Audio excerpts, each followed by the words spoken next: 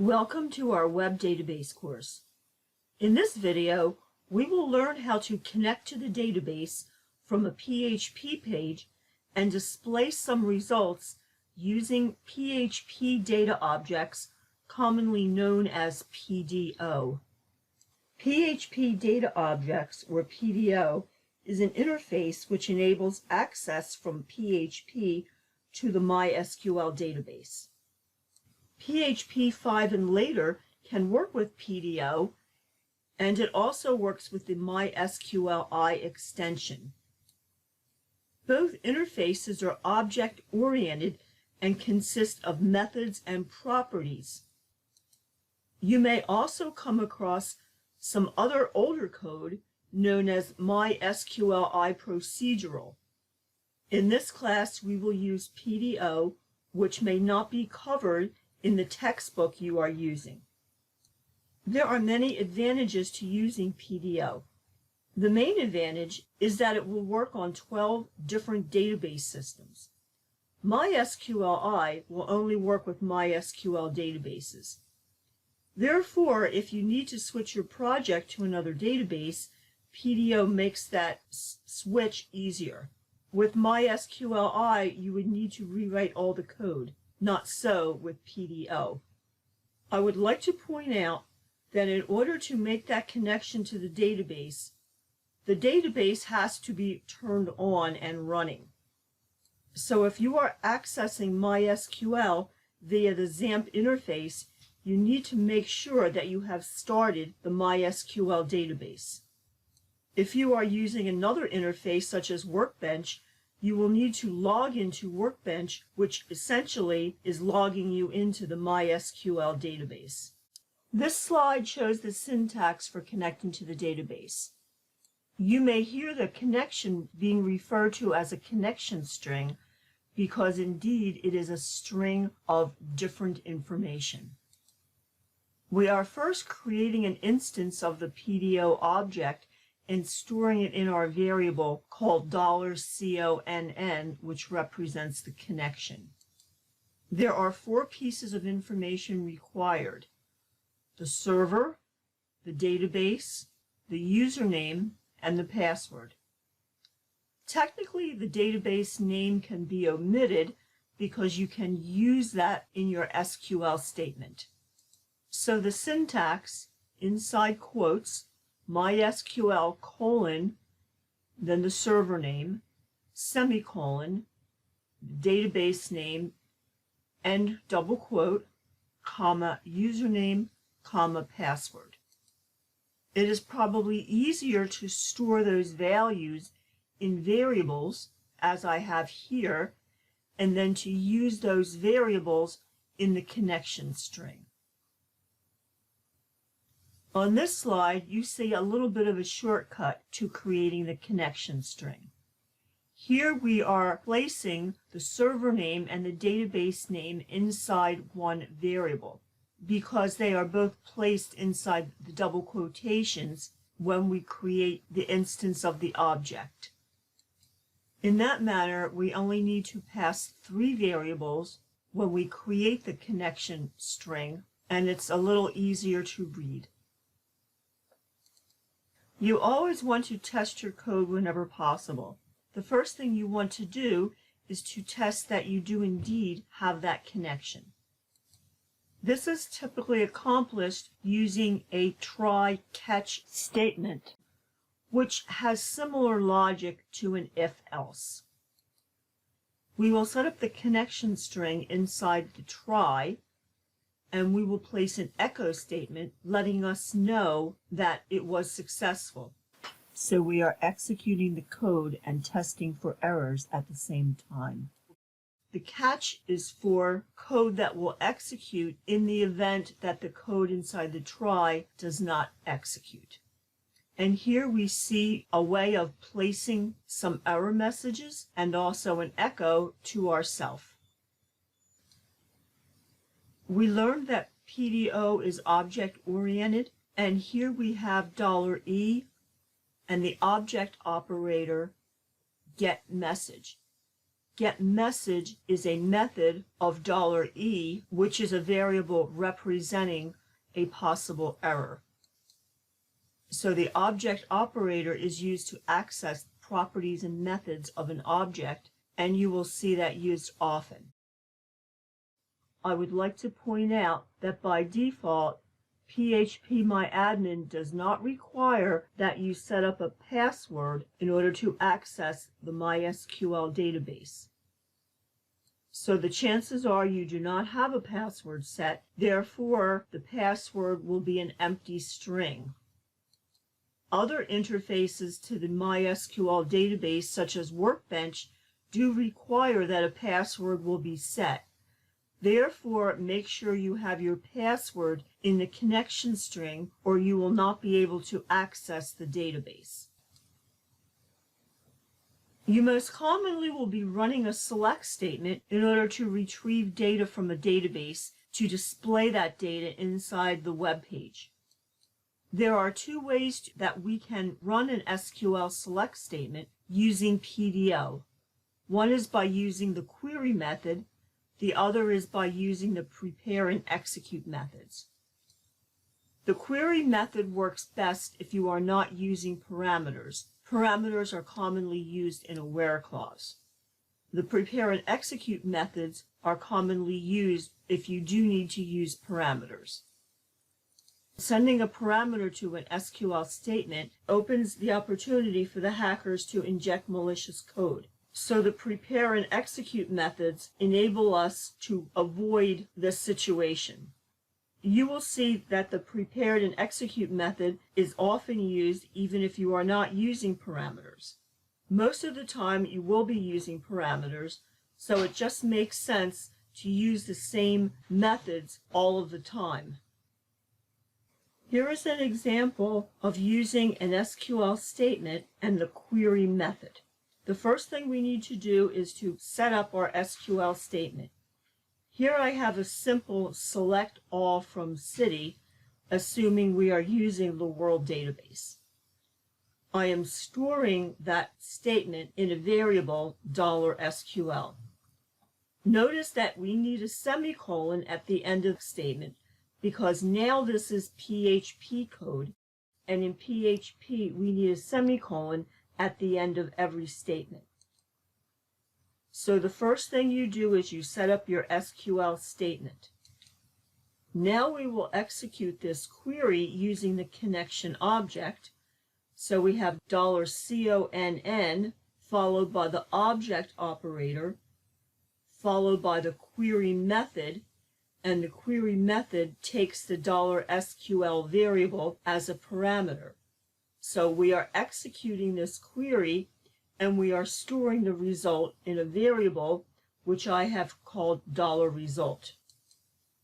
So $result now holds all of the names and values in the columns, which is technically an associative array. You always want to test to see the data, even if it's not nicely formatted. We can do that using the print_r function, as we have done in the past with our arrays. We will do that using the fetch method and a while loop.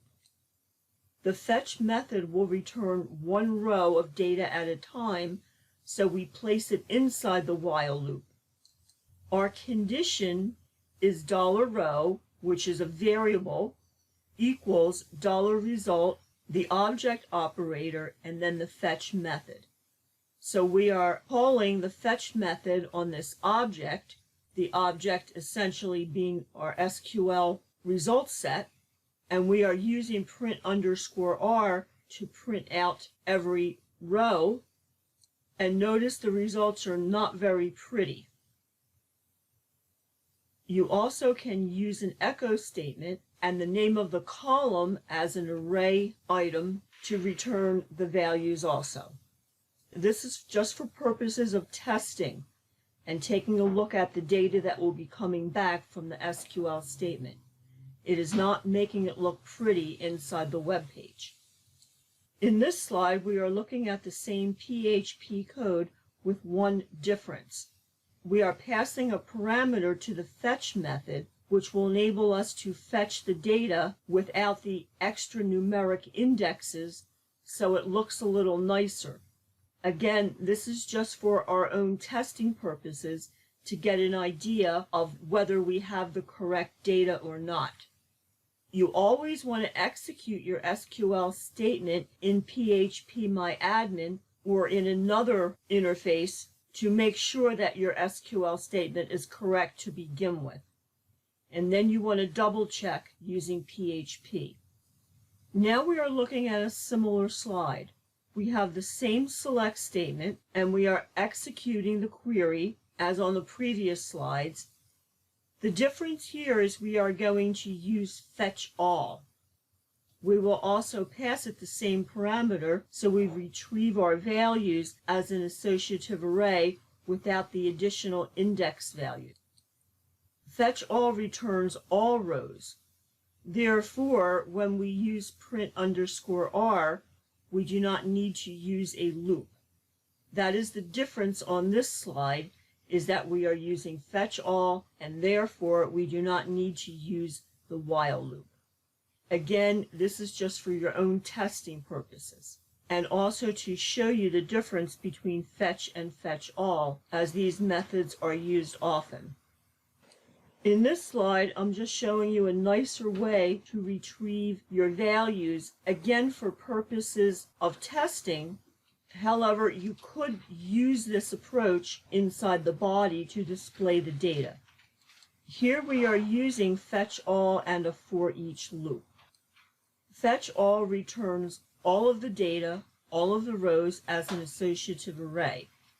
So if we wanted to loop through row by row and single out the individual column names and values, we would need to use the for each loop, because a for each loop is designed for working with associative arrays. The syntax for using a for each loop, we have $array as $value, and these variables are just placeholders. So here we have $rows, which is our array, as $row, which is the placeholder, which will represent every row in this table. So I am only using 2 columns of the table. I have an echo statement. I'm concatenating a string with $row bracket name, and that is the name column from the city table, and it is case sensitive in PHP. And it will return the value. And then I have a comma. Then I'm concatenating another string with $row population, which is a column, and then I'm concatenating with some HTML. And you can see here that we have results, and they are a little bit easier to read and understand. Now we will look at returning data using a prepared statement. We have already used the query method, which is used if you do not have parameters. We learned that the prepare and execute methods are used if you will be using parameters. And the prepare method enables us to create a prepared statement. So a prepared statement enables us to prepare an SQL query, and it enables us to substitute placeholders for the values that will be passed as parameters. Those placeholders can be indicated by either using a question mark or a variable name with a colon preceding it. Then we bind those values to the placeholders, and then we execute the query. Let's take a look at what this all means. This is a select statement that we might want to work with. So I'm selecting from the city table where the country code is USA. I have one parameter. I'm passing the value of USA to the country code.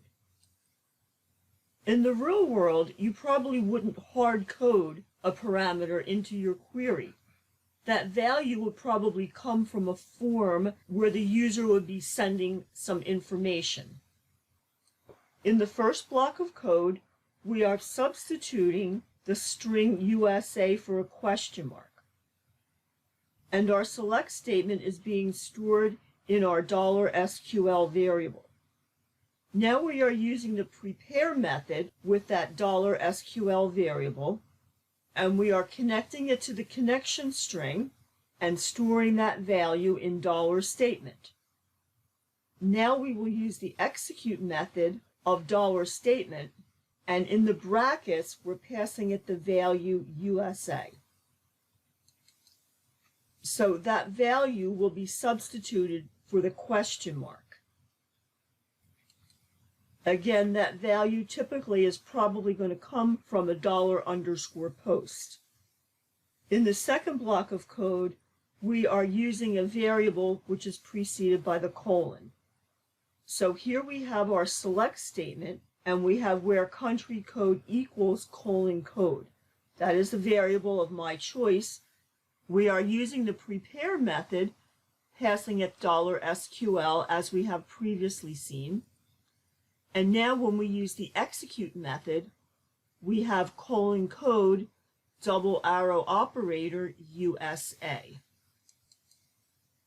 Note that :code is inside quotations, as is USA.